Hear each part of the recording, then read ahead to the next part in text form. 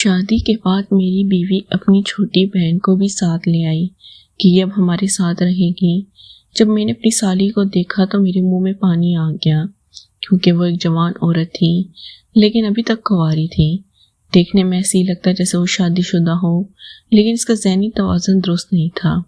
وہ جو بھی کام کرتی وہ بھول جاتی کہ میں نے شام کو کون سا کام کیا تھا، اور صبح کون سا میری بیوی نے ضد کر کس کی چارپائی اپنی کمرے میں ہی بچھا دی تھی۔ جب کہ مجھے الجھن سی محسوس ہوئی کہیں یہ سب رات کو دیکھ نہ لے، پھر میں نے اپنے دماغ کو جھٹک دیا کہ اس کا تو ذہنی توازن درست نہیں، اس کو کون سا یاد رہے گا کہ میں کیا دیکھا ہے اور کیا ہو رہا ہے۔ ایک رات میں بیوی سے فارغ ہو کر باتھ روم جانے لگا تو میری نظر اپنی سالی پر پڑی تو میں حیران ہو گیا، کیونکہ وہ چارپائی پر الٹا لیٹی ہوئی تھی۔ میں اپنی بیوی کے سونے کا انتظار کرنے لگا، کیونکہ میرے ذہن میں اب شیطان گھس گیا تھا۔ آدھے گھنٹے بعد جب میں نے اپنی بیوی کو دیکھا تو وہ گہری نیند میں چلی گئی تھی۔ میں دبے پہنچ کر چلتا ہوا اپنی سالی کے پاس گیا تو دیکھ کر میری جان نکل گئی کہ وہ تو پہلے میں ایک ایسے گھرانے سے تعلق رکھتا تھا جس کے پاس اپنی زمین کھیتی باڑی کرنے کے لیے موجود نہیں تھی، اور میں گاؤں کے وڈیرے کی زمین پر کام کیا کرتا تھا، مگر وہ جان توڑ محنت کے بعد چند روپے ہی ہاتھ میں پکڑاتا تھا۔ میں اب اپنی غربت سے تنگ آ گیا تھا اور میں نے اپنی غربت کو مٹانے کے لیے شہر جانے کا سوچا۔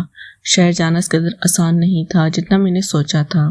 پہلی بات تو یہ کہ شہر میں میرا کوئی جاننے والا دور دور تک موجود نہیں تھا، اور دوسری بات یہ کہ میرے ہاتھ میں کوئی ہنر بھی موجود نہیں تھا جس کی بدولت مجھے شہر میں نوکری مل سکے۔ مگر میں پھر بھی شہر جا کر اپنی قسمت آزمانا چاہتا تھا، مگر گاؤں کے وڈیرے کے تسلط سے نکلنا اس قدر آسان ہرگز نہیں تھا۔ آخر کار بے محنت کوشش اور جدوجہد کر کے گاؤں کے وڈیرے کے تسلط سے نکل کر شہر آ گیا۔ شہر آتے ساتھ ہی مجھے رہائش کا مسئلہ درپیش تھا۔ اس کا حل میں نے یوں نکالا کہ دن رات مزدوری کی تلاش میں پھرتا اور رات ہوتی کسی خالی عمارت کے نیچے اپنا ڈیرا ڈال دیتا۔ اس طرح سے کچھ دن پریشانی میں گزر گئے اور مجھے کہیں بھی کوئی مزدوری نہ ملی۔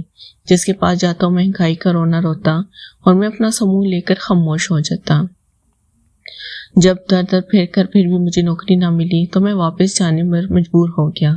جس دن میں واپس اپنے گاؤں جا رہا تھا اسی دن مجھے ایک عمارت میں اینٹی اٹھانے کی مزدوری مل گئی۔ میں نے یہ کام بھی بہت خوشی سے قبول کیا، کیونکہ گاؤں جا کر وڈیرے کے جوتے کھانے سے تو اچھا تھا کہ میں شہر میں روکھی سوکھی کھا کر گزارا کر لیتا۔ کئی دن مجھے اس عمارت میں کام کرتے گزر گئے۔ میں اب اس عمارت کے نیچے سونے لگا تھا، مگر میں ایک طرح سے اس زندگی سے بھی تنگ آنے لگا تھا۔ ٹھیکیدار بھی بہت کم مزدوری دیا کرتا تھا، جس سے میرا اتنے بڑے شہر میں گزارا ممکن نہیں تھا۔ میں اپنی آمدنی بڑھانے کا کوئی ذریعہ ڈھونڈنا رہا تھا۔ انہی دنوں میری ملاقات حشمت نامی ایک آدمی سے ہوئی۔ جلد ہی کام کے سلسلے میں یہ ملاقاتیں دوستی میں بدلنے لگیں۔ اب میں بلا جھجک اس کے گھر بھیجا لگا تھا۔ حشمت ٹھیکیداری کا کام کرتا تھا، مگر اس کا کام بھی اتنا نہیں چلتا تھا، مگر جس حساب سے اس کے ٹھاٹ باٹ تھے واضح ہوتا تھا کہ وہ بہت پیسے والا ہے، مگر اس کے پاس پیسے آنے کا ذریعہ مجھے معلوم نہیں تھا۔ اس کے ٹھاٹ باٹ اور میری دیکھ کر میرے دل میں تجسس بڑھتا جا رہا تھا کہ اس کے پاس اس قدر پیسہ کیسے آ سکتا ہے۔ ایک وجہ یہ بھی تھی میری اس سے دوستی کرنے کی کہ وہ مجھے بھی اپنے ساتھ اپنے کاروبار میں شامل کر لے تاکہ میں بھی اپنی زندگی اچھے سے گزار سکوں، مگر اس نے ابھی تک مجھے اپنے کاروبار کے بارے میں زیادہ معلومات نہیں دی تھی، سوائے اس کے کہ وہ ٹھیکیدار ہے اور مزدوروں کو اپنے ساتھ کام کرنے کے لیے شامل کرتا ہے، مگر اس کی توجہ ٹھیکیداری کے کام کی طرف نہیں تھی اور اسے مجھے جسم مبتلا کر رکھا تھا۔ آخر کار ایک دن میں نے اس سے پوچھ ہی لیا کہ وہ ایسا کیا کام کرتا ہے جس کی بدولت وہ اتنی عیش و عشرت سے بھری زندگی بسر کر رہا ہے۔ تو اس نے مجھے جو کام بتایا اس نے میرے رونگٹے کھڑے کر دیے اور میرے ماتھے پر پسینہ نمودار ہو گیا۔ اس نے مجھے بتایا کہ وہ لڑکیوں اور عورتوں کو نوکری دلوانے کے بہانے کوٹھے میں لا کر فروغ کر دیتا ہے، جس کی وجہ سے اس پر پیسہ بارش کی طرح برس رہا ہے۔ یہ بات سن کر میں حیرت میں ڈوب گیا اور سوچنے لگا اس کام میں اس قدر پیسہ ہے کہ اپنی زندگی اتنی آرام سے گزار رہا ہے۔ اس نے مجھے بھی اپنے ساتھ شامل ہونے کی پیشکش کی۔ اس کی پیشکش سن کر میں تو ہکا بکا رہ گیا اور ہونکوں کی مانس کی شکل دیکھنے لگا۔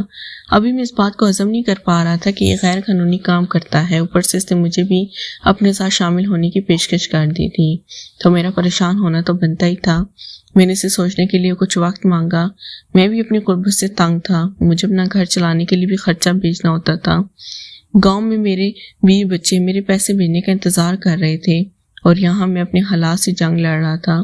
اسی کشمکش میں سوچتے سوچتے پوری رات گزر گئی اور اگلے دن میں بوجھل دل کے ساتھ کام پر روانہ ہو گیا۔ پورا دن بھی دوست کی اسی بات کے بارے میں سوچتا ہوا گزرا۔ رات کے وقت میری سے ملاقات ہوئی، جس نے میرے فیصلے کے مطابق مجھ سے پوچھا تو میں نے بغیر سوچے سمجھے اس کے ساتھ اس کام میں شامل ہونے کی حامی بھر لی۔ یہ سن کر بہت خوش ہوا۔ اگلے دن وہ مجھے اپنے ساتھ کوٹھے پر لے گیا تھا۔ دن کا وقت تھا، پورے کوٹھے پر سناٹا چھایا ہوا تھا۔ آدھے سے زیادہ لوگ رات بھر کی شب بیداری کے بعد خواب خرگوش کے مزے لے رہے تھے۔ حشمت نے لے جا کر مجھے اس کوٹھے کی مالکن سے ملوایا جو لڑکیاں خریدنے کا کام کیا کرتی تھی۔ اس نے اوپر سے نیچے تک میرا بغور جائزہ لیا اور حشمت سے پوچھا کہ کیا میں یہ کام کر سکتا ہوں، تو حشمت نے فوراً حامی بھر لی اور اس عورت کو میری ضمانت بھی دی کہ میں نے اس سے نہیں کہا تھا۔ مجھے پتہ دے کر اس گاؤں کی جان نکل بالکل خاموش رہا، کچھ نہ بولا۔ اس نے خود ہی مجھے اپنی زندگی کی راودات سنانی شروع کر دی، جس میں اس نے سب سے پہلے اپنی غریبی اور تنگ دستی کا ذکر کیا، اور میں سوچ میں پڑ گیا کہ میں بھی تو غریبی اور تنگ دستی سے مجبور ہو کر یہاں تک پہنچا ہوں۔ ساتھ ہی اس نے مجھے اپنا مہمان بنانے کی بھی پیشکش کر دی، کیونکہ شہر سے آئے ہوئے لوگوں سے ان کو ایک آسرا یہ ہوتا تھا کہ وہ لوگ واپس جاتے ہوئے کچھ پیسے ان کو دے جاتے تھے۔ یہی وجہ تھی وہ میرے ساتھ اس قدر خوش اخلاقی سے پیش آ رہا تھا، مگر میں نے سہولت سے معذرت کر لی تو خاموش ہو گیا، مگر پھر کچھ دیر بعد مزید بولنا شروع کر دیا کہ ہمارے گاؤں میں کچھ لوگ آئے ہیں جو عورتوں کو شہر میں لے جا کر نوکریاں دے رہے ہیں۔ یہ سن کر میرے کان کھڑے ہو گئے، مگر میں کچھ نہیں بولا۔ اس نے مزید بتایا کہ اس کی بیٹی نے بھی شہر میں نوکری کرنے کے لیے درخواست جمع کروائی ہے۔ اس کی بیٹی میٹرک پاس تھی۔ یہ بتاتے ہوئے اس کے چہرے پر بہت فخر تھا اور اسی فخر نے مجھے اس سے نظر چرانے پر مجبور کر دیا۔ میں اپنی منزل پر پہنچ کر اس کے ٹانگے سے اتر گیا۔ ایک پل کے لیے میرا جی چاہا کہ اسے انکار کر دوں۔ اگر آپ کو ویڈیو اچھا لگے پلیز چینل کو لازمی سبسکرائب کریں۔ شکریہ۔